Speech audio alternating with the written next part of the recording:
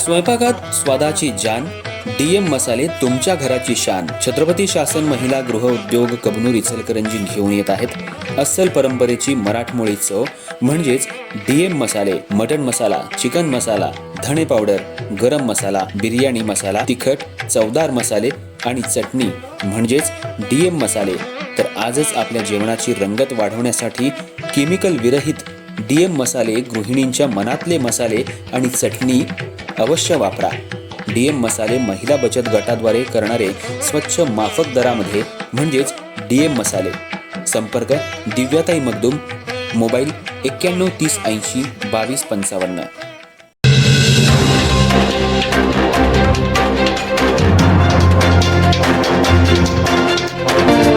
नमस्कार, मी तेजस्विनी मगदूम. एम मराठीमध्ये आपल्या सर्वांचं स्वागत आहे. पाहूयात ठळक घडामोडी. काय झालं? अरे तू बेटा सोशल मीडियाचा आहेस का कोणाचा? नाही ना? टोपी, तुम्ही कोणाचा सोशल मीडिया नाही ना? मग रेकॉर्ड करू नका. माझं सोशल मीडिया करतोय कारण त्यांना दिसत नाही ते. मी नाही तर मग मुंबईतूनच सभा घेतली असती ऑनलाईन. मला बघायचं असेल प्रत्यक्षात तुम्हाला म्हणून मी इथे आलेली आहे. तुम्हाला मला बघायचं की नाही मला माहित नाही. इचलकरंजीला पंकजा मुंडेला बघायचंय का मला माहित नाही, पण पंकजा मुंडे इचलकरंजीच्या दर्शनाला आलेली आहे. आज इचलकरंजी महानगरपालिकेची सार्वत्रिक निवडणूक आहे आणि आज शेवटचा दिवस आहे प्रचाराचा. जेव्हापासून निवडणूक लागली आहे पूर्ण राज्यामध्ये मी प्रचार करत होते. इचलकरंजीची सभा आज आपल्या सगळ्यांच्या आशीर्वादाने मी इथे घेत आहे. या सभेला आत्ताच आपल्याला ज्यांनी मार्गदर्शन केलं ते आमदार राहुलजी आवाडे, एक तरुण आणि कर्तृत्ववान नेतृत्व आपल्याला या निमित्ताने लाभलेलं आहे. आमच्या मंचावर उपस्थित आमचे जुने सहकारी, मुंडे साहेबांवर प्रचंड प्रेम असणारे, भारतीय जनता पार्टीच्या जिथे पाळमुळापासून आमच्याबरोबर काम करत असणारे सुरेशजी हळवणकर, मंचावर उपस्थित माजी मंत्री प्रकाशजी आवाडे, मंचावर उपस्थित सुरेशदादा पाटील, बाबासाहेब पाटील, विलास वाताडे, प्रकाश सातपुते, प्रकाश दत्तवाडे, बाळासाहेब कलागते, राजाभाऊ कांबळे, अमर कांबळे, दीपक राशीकर, राम आहे का श्याम आहे कुलकर्णी बघा, अक्षरावर प्रॉब्लेम आहे, रॉबिन कांबळे, श्याम कुलकर्णी, संजय जगताप, राजू बचाटे, नंदू पाटील, अहमद मुजावर, सीमा कमते, नामदेव सातपुते आणि माझ्या या वॉर्डात जिथे मी सभा घेत आहे त्या वॉर्डातील उमेदवार पूनम माळी, सुशांत कलागते, शुभांगी पाटील, अरुणा बचाटे, अनिकेत पाटील, हे 5 उमेदवार आहेत. 5. मी मुद्दाम अशी बोट लांब लांब करून 5 दाखवते. असं केलं तर कन्फ्युजन होऊ नये असं करते मी. असं बरोबर आहे. हे 5 उमेदवार आहे पूर्ण इचलकरंजीमध्ये. सगळीकडे 4 उमेदवार आहेत, या ठिकाणी 5 उमेदवार आहेत. तर यांच्या सकट पूर्ण इचलकरंजीमध्ये आमच्या महायुतीच्या उमेदवारांना मोठ्या मताधिक्याने विजयी करण्यासाठी आलेले वडीलधारी मंडळी दिसत आहेत. भरपूर सिनियर सिटीजन आहेत इथे, त्यांना माझा नमस्कार. युवा बांधव आहेत, त्यांना माझा नमस्कार. आणि सर्वात महत्त्वाचं, या कार्यक्रमाची शोभा वाढवत असणाऱ्या माझ्या माय माऊल्यांनो, देवा भाऊंच्या लाडक्या बहिणींनो, चांगली सभा, चांदणं पडले, अजिबात आपल्याला काही त्रास होत नाहीये असं वाटतंय, म्हणजेच आमचा विजय निश्चित आहे. कारण असं की एवढ्या उन्हामध्ये, एवढ्या दुपारी, इतक्या संख्येने माझे वडीलधारी मंडळी, युवा बांधव आणि माता भगिनी इथे आलेले आहेत. कोणीही जगातलं आलं तरी तुमच्या घरातून तुम्हाला बाहेर काढणं सोपं नसतं. तुम्ही मतदार आहात, तुम्ही मायबाप आहात. आणि जेव्हा उन्हामध्ये, एवढ्या कडक उन्हामध्ये तुम्ही इथे उपस्थित आहात, खुर्च्या भरलेल्या आहेत, लोक पायाच्या बोटावर उभे आहेत, हे मला शाश्वती देत आहे की उद्या आमचा महायुतीचा प्रत्येक उमेदवार प्रचंड प्रचंड प्रचंड मताने विजयी होणार. कोणत्याही सभेला मी जाते तेव्हा मी विचार करते आज काय भाषण करावं. माझ्या आधीचे वक्ते भरपूर मुद्दे बोललेले असतात. मी सगळ्या राज्यभर भाषण करत असते. प्रत्येक ठिकाणी वेगळं गणित असतं. कुठे महायुती आहे, कुठे नाहीये, कुठे एकटे लढतोय, कुठे दुकटे लढतोय, कुठे तिखट लढतंय. मग अशा वेळी विचार करते इथं बोलावं काय. तर मी विचार करते बोलायचं असेल तर मला मतदार म्हणून काय आवडेल. पंकजा मुंडेला जर मतदान करायचंय तर ती का करेल, कोणाला करेल आणि कोणत्या कारणाने करेल. मला जर पटलं तर मी तुम्हाला पटवून देईन. जे माझ्या पोटात आहे ते ओठात असेल तर तुमच्या हृदयापर्यंत जाईल. मी उगी वरवर लिहिलेलं भाषण केलं, जोरजोरात नारेबाजी केल्याने तुम्ही मतदान देणार नाहीत. मला काय पटलंय ते मी सांगते. मला हे पटलंय की ज्याचा भूतकाळ, ज्याचा वर्तमान काळ आणि भविष्य काळ या तिन्ही काळाचा विचार आपण करतो, त्या विचाराने आपण जातो, त्या नेतृत्वाकडे आपण आधी पाहत होतो, आताही पाहतोय आणि उद्याही पाहू शकतो. त्या नेतृत्वाने केलेली कामं आपण कालही पाहिली, आजही पाहत आहोत आणि उद्याही पाहणार आहोत. हा विश्वास जेव्हा आपल्या मनामध्ये असतो तेव्हा आपला मत दृढ होतात आणि आपण त्या संघटनेच्या, त्या युतीच्या, त्या शक्तीच्या पाठीशी मोठ्या संख्येने उभे राहू शकतो. माझ्या मागचेच थोडे शांत बसतात का, फोटो मी काढते नंतर छान. तर आमच्या मागे कुणाचा आशीर्वाद आहे. प्रधानमंत्री नरेंद्र मोदी. प्रधानमंत्री नरेंद्र मोदींना कुणाचा आशीर्वाद आहे. पंडित दीनदयाळ उपाध्याय, पूर्व प्रधानमंत्री श्रद्धेय अटलजी, अडवाणीजी, आपल्या ज्या देशाला भारत माता म्हणून संबोधन करणाऱ्या सर्व विचारांना प्रभावित करणाऱ्यांचा पाठिंबा आहे. कारण या देशामध्ये जे स्वप्न भारतीय जनता पार्टीने जन्मापासून दाखवलं ते स्वप्न पूर्ण करण्याचं काम आता भूतकाळात आमचे प्रधानमंत्री मोदीच होते, त्यांनी केलेलं आहे. माझ्या लहानपणापासून मी बघत होते समुद्रावर स्वार झालेल्या प्रभू श्रीरामाचं, वनवासी श्रीरामाचं चित्र. लहानपणी मला कळत नाही राम एवढे मोठे होते, समुद्र पार कसे करायचे. मग रामायण बघितलं, समुद्र पार केला म्हणजे लंकेत गेले, सीता मातेला तिथून आणलं, त्या प्रभू श्रीरामाचं मंदिर होणार. मला जसं कळतंय तसं मी ते पोस्टर बघत आले. पण आता मी जेव्हा पोस्टर बघते तेव्हा साक्षात जे श्रीराम विराजमान आहेत अयोध्येमध्ये, त्या श्रीरामाचा मी फोटो बघते, त्या सुंदर मंदिराचा बघते. हे म्हणतात की जे बोललं ते करून दाखवलं. काशी विश्वनाथाचा कॉरिडॉर नेहमी आम्ही विचार करत होतो की हा होईल का. कोणत्याही धर्माला न दुखवता नमाजही पडली जाते आणि महादेवाची आरतीही केली जाते. हा मार्ग काढण्याचं काम जर कोणी केलं तर प्रधानमंत्री नरेंद्र मोदींनी. आणि जेव्हा आम्ही पहिल्यांदा आळवलकरांना आठवत असेल 14ची निवडणूक जेव्हा लढवत होतो तेव्हा आम्ही असा नारा दिला होता, शिव छत्रपती का आशीर्वाद, चलो चले मोदी के साथ. हे छत्रपती शिवरायांचा हा महाराष्ट्र आहे. त्या छत्रपतींचा आशीर्वाद आमच्या पाठीमागे आहे आणि मोदीजींच्या पाठीमागे आहे. आम्ही 14 मध्ये मोठा विजय मिळवला. परत सरकारमध्ये आम्ही आलो. मी का मोदीजींना मत द्यायचंय, कारण जेव्हा मी राजकारणात आले तेव्हा मी कोणत्याही गावात जायचे. आवाळाजी आपल्यालाही आठवत असेल, गावात जाताना नाकाला रुमाल लावायची सोय नसायची, कारण लोक म्हणायचे आम्ही इथे राहतो आणि तुम्ही रुमाल लावून येता, कारण परसदारातून गावात एंट्री व्हायची. माझ्या रात्री जर सभा असेल तर रांगेने मी जात असताना माझ्या मायमाऊल्या डोक्यावर पदर घेऊन रस्त्यावर शौचाला बसलेल्या असायच्या. हे चित्र आपल्याला आता अजिबात दिसत नाही, कारण त्या माऊलीची कुचंबना 2014 मध्ये मोदीजींनी स्वच्छता अभियान दिलं आणि ती संपूर्णपणे स्वच्छता अभियान राबवून आपण आता 100% सगळ्या घरोघरी शौचालय देण्याचं काम केलं.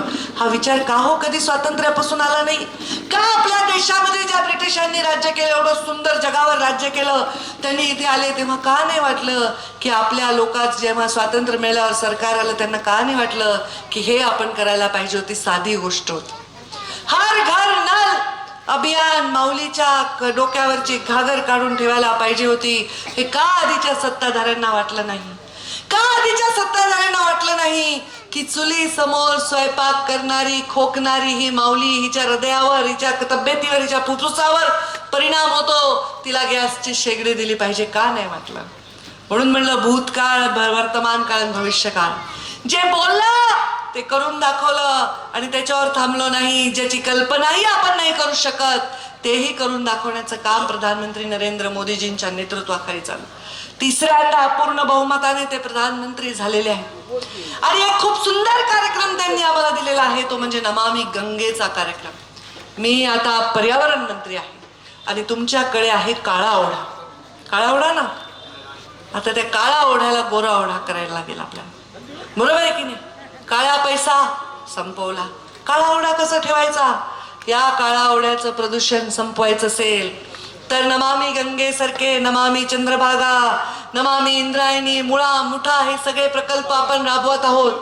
पण आता आमच्या राज्याचे लोकप्रिय मुख्यमंत्री देवेंद्रजी फडणवीस यांच्या नेतृत्वाखाली, यांच्या विचारांनी आम्ही एक खूप सुंदर कार्यक्रम केला आहे. दिल्लीमध्ये फाईल सहीला मंत्रालयात आहे. आता मला प्रेझेंटेशनला जायला वेळ नव्हता, मी मंत्र्यांची दिलगिरी व्यक्त केली आणि मी म्हणलं मी मतदान झाल्यानंतर येते, मला काम आहे.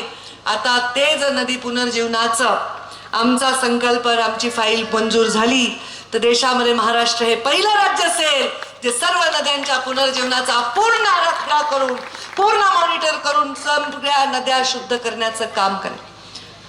आणि मग ते सुरुवात जर करायची असेल तर काळा ओढ्यापासून आपण ही सुरुवात करू. हा शब्द अत्यंत आत्मविश्वासाने मी तुम्हाला.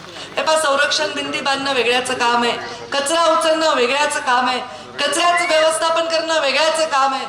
पण हे सगळं जर एका छताखाली आलं तर आपल्याला कचरा कुठल्याही गावात दिसणार नाही. कचऱ्यापासून ऊर्जा निर्मिती करण्याचं देवेंद्रजी फडणवीसांनी वेळोवेळी सांगितलेलं आहे. कचऱ्यापासून जर ऊर्जा निर्मिती झाली तर अनेक गावं 25 ते 30% संपूर्णपणे त्यांच्या निर्मित केलेल्या ऊर्जेवर जातील, जेणेकरून नगरपालिकेचा खर्च वाचेल, तुमचा वैयक्तिक लाईट बिलाचा खर्च सुद्धा वाचेल.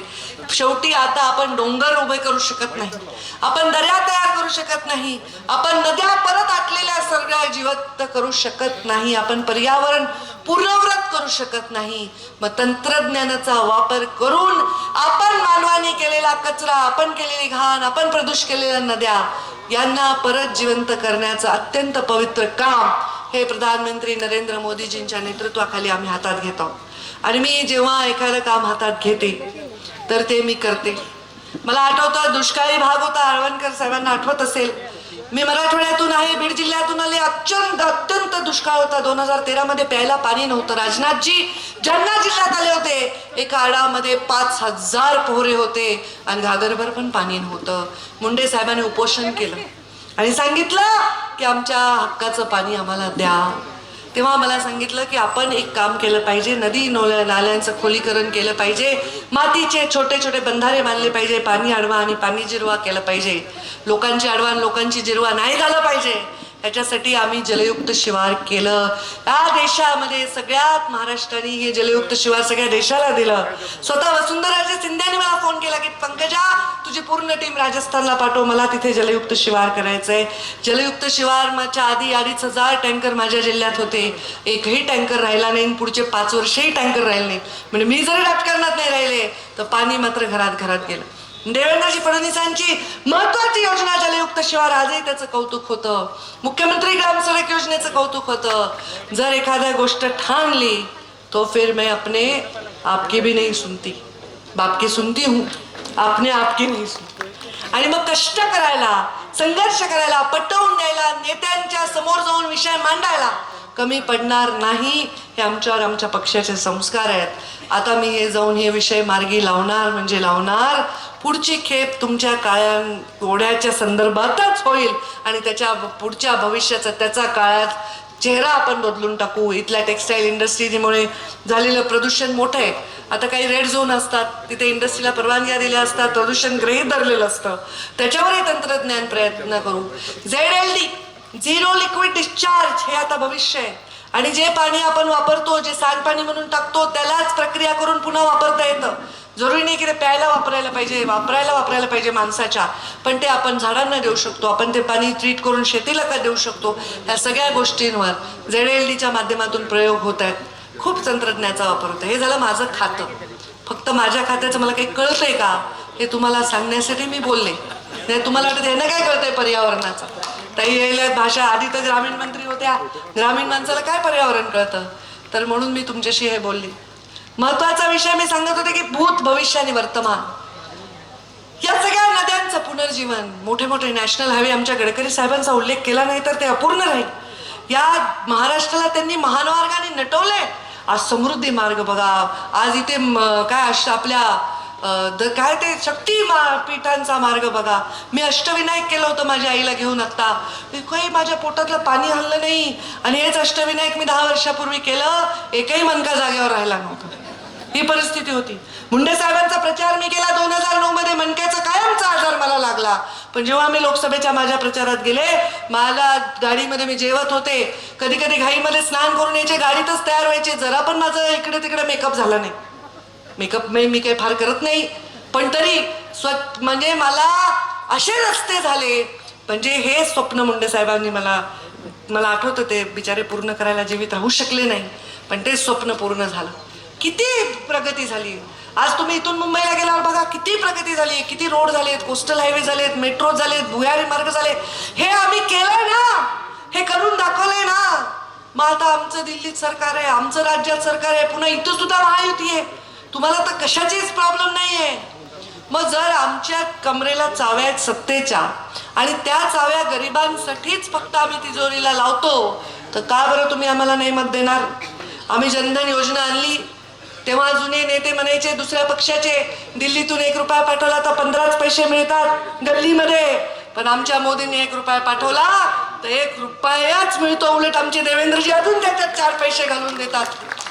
मग तुमच्या जनधन अकाउंट मध्ये मिळतो, नाही तर पहिले लंपास व्हायचे मागेच पैसे. पण आता तुमच्याकडे आधार कार्ड आहे, जनधन अकाउंट आहे, म्हणून तुम्हाला उज्ज्वलाची सबसिडी मिळते, म्हणून तुम्हाला आयुष्यमान मिळतं, म्हणून तुम्हाला लाडकी बहिणीचे पैसे तुमच्या अकाउंट मध्ये मिळतात. मला सांगा बरं, आपल्या भावाला जर कोणी बोललं आपण ऐकून घेतो का? कसाही भाऊ असो आपल्या, ऐकून घेतो का? नाही. मग आता आपल्याला तर 3 भाऊ आहेत या प्रचारात, महायुतीचे आहेत. शिंदे साहेब आहेत, देवेंद्रजी फडणवीस आहेत, अजित दादा आहेत. कशाला मारतात ते? एकाकडे अर्थ आहे, एकाकडे अर्बन डेव्हलपमेंट आहे, एकाकडे तर मुख्यमंत्रीच आहेत. मग आता हे तिघं आणि मी दिलेला शब्द, हे सगळं जर केलं तर तुमचा कोणता विषय मार्गी लागणार नाही मला सांगा. आता आमच्या या टाकी आहे इथं दिसायलीवर, त्या टाकीमध्ये पाणी आहे, खाली इथे बाथरूम आहे, त्या बाथरूममध्ये नळ आहे. त्या टाकीतलं पाणी नळात आपोआप येतं का हो? काय करावं लागतं? पाईप करावं लागते, नाही तर नळ वर भरून ठेवले ना आपण बघतोय पाणी येतं का, शेख चिल्ली सारखं. तसं नाही करता येणार, ते बिरबलाच्या खिचडीसारखं नाही करता येणार आपल्याला. तर ते पाणी म्हणजे मोदीजींनी दिलेला विकास. हे तुमचा खालच्या मजल्यावरचा नळ म्हणजे तुमची इचलकरंजीची महानगरपालिका, आणि मधली पाईपलाईन म्हणजे आमचं महायुतीचं सरकार. मग हे सगळं तुमच्याच दारात येणार. आता हे म्हणे तुमच्या, आता ते योजनाचे लाडकी बहीण, आता योजना कशी बंद करता येईल बरं? निवडणूक आहे म्हणून ते आम्ही तुम्हाला म्हणत नाहीये की आता आम्हाला मत द्या आम्ही तुम्हाला देऊ. ती योजना झालेली आहे आणि आम्हाला मतं तुम्ही दिले तरी ती योजना चालू आहे. आम्हाला सरकार स्थापन करून 1.5 वर्ष झालं तरी ती योजना चालू आहे, बरोबर आहे? वर्ष झालं. आता ती योजना चालू असताना पत्र द्यायचं काय कारण आहे? तुम्हाला ते मिळणारच आहेत पैसे, पण उभं अडवायचं काय कारण? पण ते मिळणार आहेत. तुम्हाला चांगलं संक्रांतीचं तिळगुळ मिळालेलं आहे. मला वाटतं 2-3 दिवसात विक्रीतही होतील. तुम्हाला आज वर्गही झाले. तुम्हाला संक्रांतीचं वाण मिळालेलं आहे. लाडक्या भावानी खूप काळजी केलेली आहे. किती मिळतात महिन्याला? 1,500, 1,500. वर्षाला सांगा ना, बघू गणित बायकांचं पक्क आहे. 18,000. मला सांगा, भाऊ भाऊबीजेला किती ओळणी देत होता येऊन सख्खा? किती? 500. जरा श्रीमंत असतात थोडा तर 1000. ते तुम्ही 1000 देत होता, चांगला भाऊ आहे. पुन्हा राखी पौर्णिमेला किती देत होता? तुम्हाला 200, तुम्हाला 500, तुम्हाला 1000. माहेरी गेलात तर किती देते भाऊजाई हातामध्ये? साडीवर ठेवतो ना नोट, लेकरुवाळी असेल तर किती?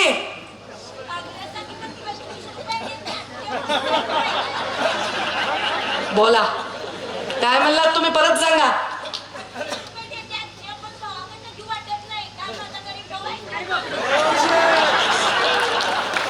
आता या माऊलीचा भाऊ गरीब आहे, भाऊजाई 25 रुपये देते. आता 25 रुपयात तर बिस्किटचा पुडा पण येत नाही. मग आता काय करावं त्यांनी? मग आता सख्खा भाऊ जर 1000 रुपये घालतो, जर त्या बिचाराची परिस्थिती नाही, त्याला तरी काय नाव ठेवायचं? नाही तर तुम्ही म्हणता आम्हालाच नाव ठेवायला, तुम्ही तुमचा दोष नाही. सख्खा भाऊ 1000 घालतो, आम्ही 2दा वर्षातून ओवाळणी घेतो, 2000 डोक्यावरून पाणी गेलं, चांगल्यात चांगलं. मला सांगा 18,000 रुपये आपला भाऊ घालतो, त्याला कोणी बोललेलं आपण खपवून घेणार आहेत का? बरं 18,000 तुम्ही काय करता सांगा बरं? काय करता? चांगली पैठणी घेतली का काटा पदराची?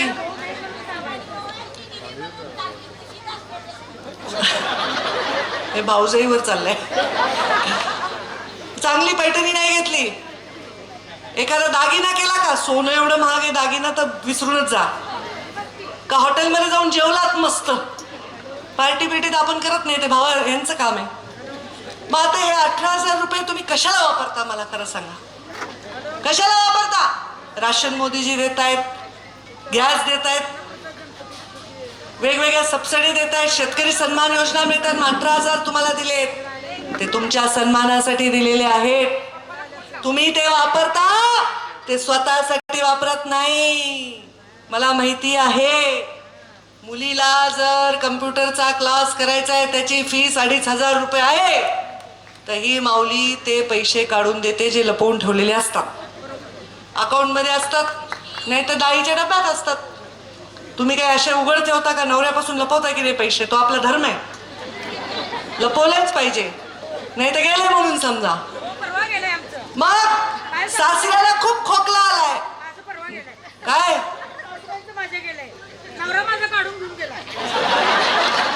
आवाडे साहेब, ही केस जरा बघा, नवऱ्याने काढून नेलंय, हे चालत नाही, हे स्त्री धन आहे, भाव माहेरून आलेला आहे, भावाकडून आलेलं काढायचं नाही. सासूबाई काय म्हणतात?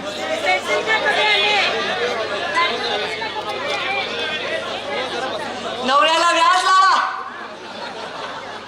हे पैसे तुम्ही स्वतःसाठी वापरत नाही. सासू सासरे आजारी घरात, नवऱ्याचा जास्त खर्च झाला, त्याचा चेहरा पडलाय, औषधाला पैसे नाही, तुम्ही म्हणतात काळजी करू नका, आम्ही आणले दवाखान्यातून औषध. माहेरून आपला भाऊ आला, म्हातारा बाप आला, त्याला शिरा करून खायला वाटतो, पण घरात तूप नाही, रवा नाही. या वाण्याच्या दुकानात जाता आणि आयटीत म्हणता उधार नाही, हे घे पैसे, माझ्या लाडक्या भावाने पाठवलेत, चांगला रवा, साजूक तूप, साखर घालून शिरा करून त्याला खाऊ घालता. आणि त्याला सांगतात दाजीनी सांगितलंय शिरा खाऊ घातल्याशिवाय जाऊ द्यायचं नाही, तेही श्रेय नवऱ्यालाच देता पुन्हा. एवढं तुमचं ह्या 18,000चं महत्व आहे. तुम्हाला स्वतःचं जीवन जगण्याचा अधिकार त्यांनी दिलाय. स्वतःचं औषध पाणी करू शकता, स्वतःला काही खायचंही करू शकता, 4 गोष्टी आपल्या लेकरासाठी करू शकता. हा सन्मान दिलाय. आता ज्यांनी तुम्हाला सन्मान दिलाय तुम्ही त्यांचा अपमान करणार का हो? इधर हमारी बहुत सारी आपा बैठी है, आपको भी लाडकी बहीण है ना. मी तर नेहमी म्हणते आपा हो या ताई, दादा हो या भाई, सगळ्यांना आमच्याकडे सारखा न्याय. हे उगीच आमच्यावर आरोप करतात. कोणता न्याय हा जाती धर्माला बघून दिलेला आहे सांगा? तुमच्या गळ्यात भगवा आहे, हिरवा आहे, पिवळा आहे, निळा आहे, कोणताही रंगाचा गमचा आहे, आमच्याकडे न्याय एकच आहे. कारण हा छत्रपती शिवरायांचा महामानव डॉक्टर बाबासाहेब आंबेडकरांचा महाराष्ट्र, शाहू फुले आंबेडकरांच्या विचारांचा महाराष्ट्र आहे. इथे माणसाच्या अंगातल्या लाल रक्ताला किंमत आहे आणि त्याचा रंग सगळ्यांचा सारखा आहे. त्यामुळे ज्याचं भूतकाळ जे बोलतो, वर्तमानात जे वागतो आणि भविष्यात करून दाखवतो, ते मोदीजी, ते देवेंद्रजी, एकनाथ शिंदेजी, अजित दादाजी ह्यांची जी युती आहे, महायुती आहे, याला आपण येणाऱ्या 15 तारखेला आशीर्वाद द्या. खरंच ऊन कमी असतं तर मी अजून अर्धा तास बोलले असते, कारण तुम्हाला ऊन लागेल, मला काही नाही, आम्हाला तर मंडपच नाही. आम्ही असंच असतं. मी तर जेव्हाही मंडप असतो सावलीत, मी उन्हात लोक, मी बाहेरून भाषण करते. पाऊस पडत असतो मी बाहेरून भाषण करते. कारण आम्हाला गोपीनाथ मुंडे साहेबांनी नाही सांगितलं की आपण सावलीत राहायचं, लोक उन्हात पाहिजे, आपण पावसात नाही भिजायचं आणि लोकांनी मात्र पावसात भिजलं पाहिजे. तुम्हाला जे पाहिजे तेच आम्हाला मिळालं पाहिजे. तुमचा जो संघर्ष आहे तो आम्ही अनुभवला पाहिजे. म्हणून तुम्हाला ऊन लागू नये म्हणून तुमच्यावर विश्वास ठेवते, तुम्ही मतदान देणार असं गृहीत धरते. धरू ना? देणार ना? कशाला देणार? कशाला? 5 कमळ. पलीकडच्या वॉर्डात माझं भाषण ऐकायला बाहेरचे आले असतील ना. पलीकडच्या वॉर्डात कुठं धनुष्यबाण आहे आमच्या श्रीरामाचा, कुठे महालक्ष्मीचा आमच्या कमळ आहे, आणि कुठे घड्याळ असेल. घड्याळावर तर वेळेत जावंच लागतं. हे 3 चिन्ह लक्षात ठेवा आणि येणाऱ्या 15 तारखेला आशीर्वाद द्या. आवाडेंच्या नेतृत्वाखाली आमचे सगळे सिनियर हळवणकर यांच्या सगळ्यांच्या प्रयत्नांनी ही महानगरपालिका निवडून आणा. तुमच्या विकासाची ग्वाही स्वतः देवेंद्र फडणवीस, स्वतः शिंदेसाहेब, स्वतः अजितदादा, स्वतः मी पंकजा मुंडे घेते आणि आम्ही तुमचे जे शब्द दिलेत ते पूर्ण करून दाखवतो. कारण तुमचा नाराच आहे, जे मनात ते मनपात आणि जे मनपात ते मनात. आणि त्या एवढा सुंदर नारा आहे, तो यशस्वी करून दाखवा एवढं आपल्याला आव्हान करते आणि माझ्या आव्हानाला विराम देते. जय हिंद, जय महाराष्ट्र.